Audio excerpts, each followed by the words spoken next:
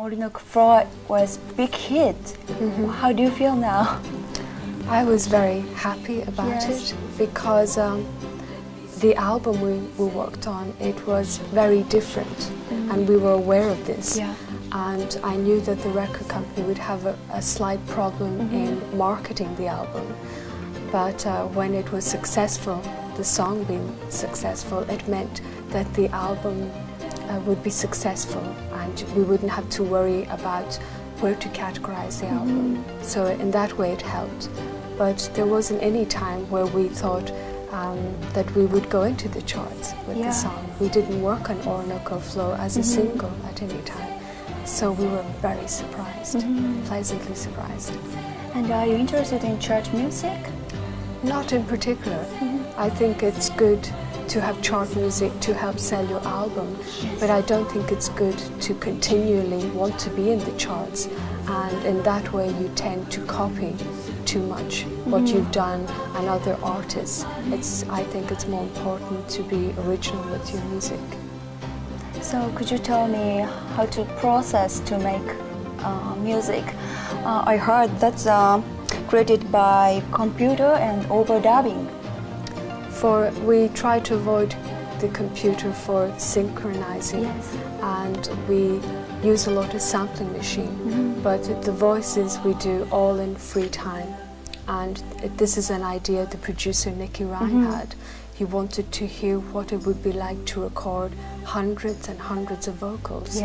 And we worked on this idea for quite a few years, and now we're getting to know the technique very well, but it's a lot of our own ideas.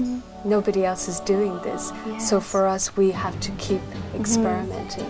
It was hard work, right? It is hard work to other people to watch me sing, but for me, I love this way of singing, and I enjoy it so much that I don't find it's hard work. And you sung Celtic language, right? Celtic language. The Celtic. Yes. That we pronounce it Celtic. But the Celtic language, there's a few of them, and the Celtic people came across from the continent, and some are left in Scotland, in Wales, and in Ireland. So there's lots of different Celtic languages, but our Celtic language is called Gaelic. And I was brought up speaking Gaelic, which is unusual in Ireland because the first language they speak there now is English. But there are a few people who can still speak Gaelic. So how can I say thank you and I love you, and how can I say? In Gaelic? Yes. You'd say Mowichas to say thank you. Completely different pronunciation, right? Very different to English. So it is very important for you to keep traditional music for you. For me, I like to sing in Gaelic because it's my first language, and I have a great love for it. But for other people, they don't see it that important. But I wouldn't like to impose it on them. It's much nicer when you learn Gaelic because you love it rather than having to learn it. Yes, it's a beautiful thing, I think. So do you have any ideas next video? The next video?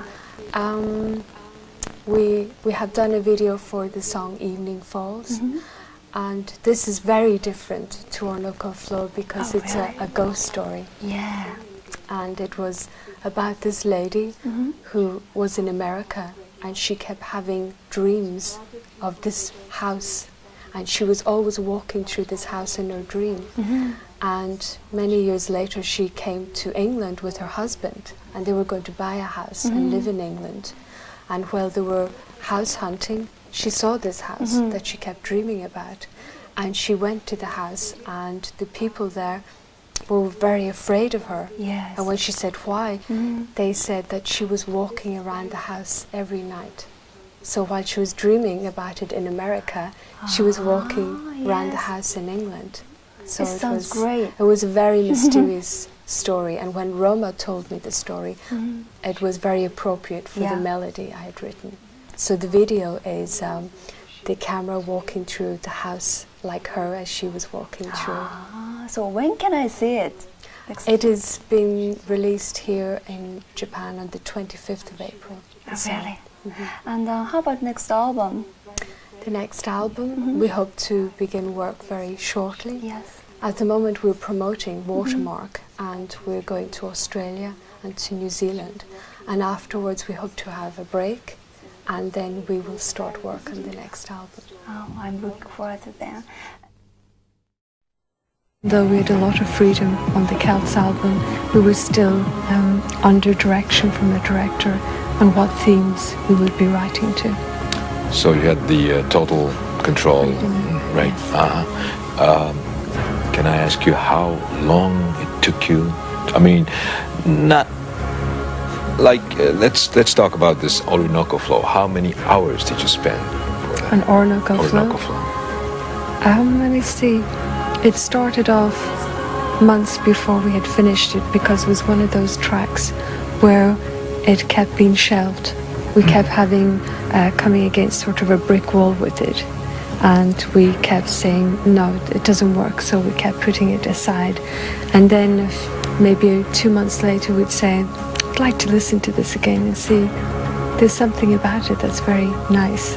So we worked in it, and then again we put it aside. And the last time was in the studio, and we felt we needed one more track for the album. And we said, okay, we'll try working. At that stage it was just called Sail Away. So we worked in it again, and this time it worked for it.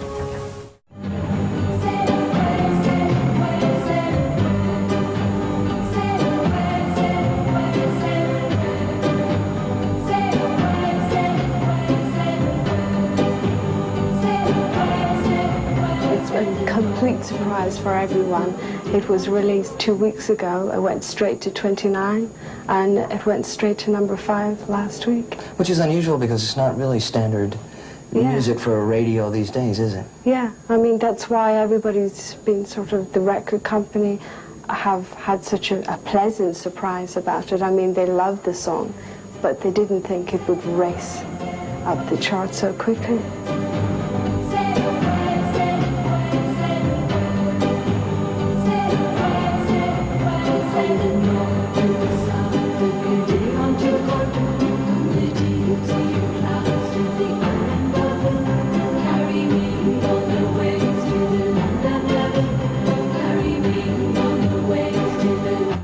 Before the hour, before she left for parade duty down in Florida, Joan had an opportunity to talk with one of the more mysterious recording artists on the hit charts these days.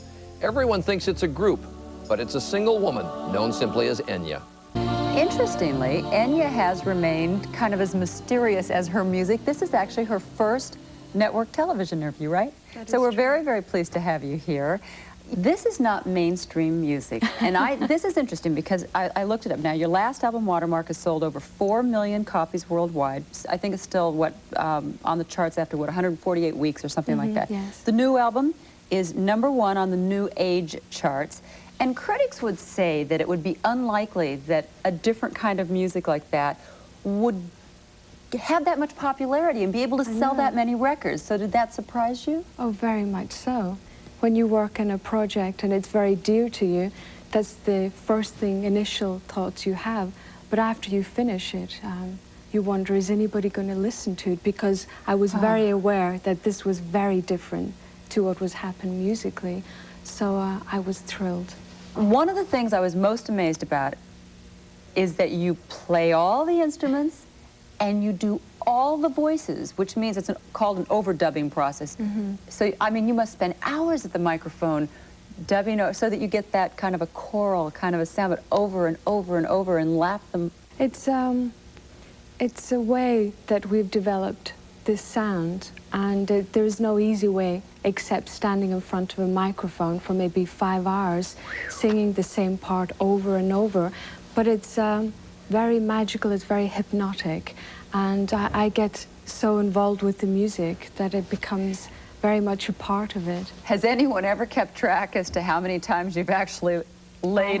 You have? How many times? What's on the one most? song, 500. 500 times local over? overdubs, yeah. Have you ever done a couple hundred and then listened to it back and said, I don't know, Yes. Don't tell me you push the erase button and start we had over. to. Interesting, though, if you do all of these yourself, that means there's not a band really behind you. So you haven't done any tours. No. Can it be translated? I mean, would you want to go out on tour? Oh yes, I was on the stage before, and it's something I miss. The direct contact with the public is something that I miss so much with this. But it's not possible to take the music as it stands, because I have performed all the music and all those overdubs. But I think it's possible to take the emotions, the melodies, those feelings, and arrange it with the put stage a big in orchestra, mind. a big orchestra behind you.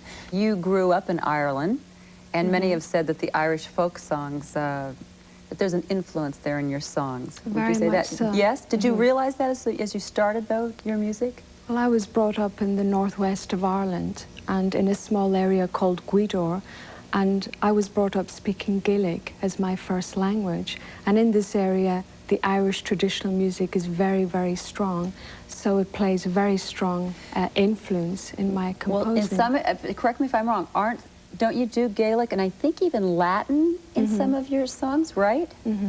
The Latin, I like to sing in Latin because of the sound. Being brought up a Catholic and singing hymns in church, and I love hymns, and this is another influence in my music.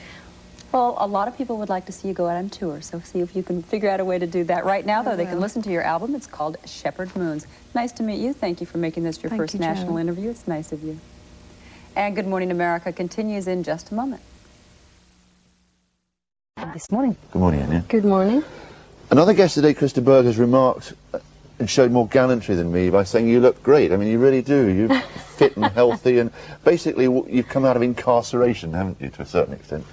Yes, I spend a lot of time working in a studio, but after that I travel a lot and meeting with a lot of people. It's wonderful to hear what the music means to them, and it moves me so much that I want to get back to the studio again. But I mean, the image of the musician, the LPs and the creativity, oh, it's all so glamorous, but actually the reality is what? You get up at 7 in the morning and think, oh, what can I do? I mean, what would be your day in the middle of that 20 months of working on the LP? What would it be? Basically, I had to discipline myself to go to the studio, and I'll sit at the piano and work. Are you on your own then? Yes, when I'm composing, I would be on my own. So there are a lot of hours on your own, but when you write a melody, it's all worthwhile. You've left one thing out. Before you went into the studio, did you feed the cat mush mush? Of course, yes. A combination of milk and biscuits? Milk. Milk. So you were happy about mush mush? Did you have block? Did you ever get the block when you go into the studio on your own? What am I doing here? There are days, there are days, but those are the days that you have to work the hardest and stay in the studio, because eventually all that hard work will pay off. Yes. You talked about the reaction from people, and that's always interesting. I mean, you get strange letters and reactions from people. What springs to your mind as being the most extraordinary reaction? How they're so moved. If it's making somebody happy or getting them through a difficult time, I find that so fascinating by listening to the music. I know you hate being categorized, who likes it in fact, but you particularly hate it. What do you think you've tapped into with people from the letters you get and the reaction you get? Is it relaxation or? I think being able to let people experience something very personal to themselves while listening to music, that seems to evolve from it. And I enjoy this, even though I don't think of it when I'm in the studio. I just work on the music, the melodies. People read such deep things into you, don't they? And they assume that Enya has wandered through the mists, the Gaelic mists, and the shrouds and the monasteries, and she's wandered back into this sepulchral hall and written the song. I mean, it's not quite like that, is it? It's not quite like that, but I am a very private person. And I like to keep it like that. It's important to the music. Is this anathema to you, what's happening here, if you're a very private person? I like to talk about it, but as far as when I'm at home or what I do, I tend to keep that very private. You've worked hard. Do you play hard? Will you have a holiday? Oh yes. After this, I'm going to have a break before I go into the studio to One personal begin. question, are you a sun and sand type or a wander around the big city type? I'm more for the countryside, the walks on the mountains and having space. Nice area in the middle of the M25 you might consider. Quite nice. Stay with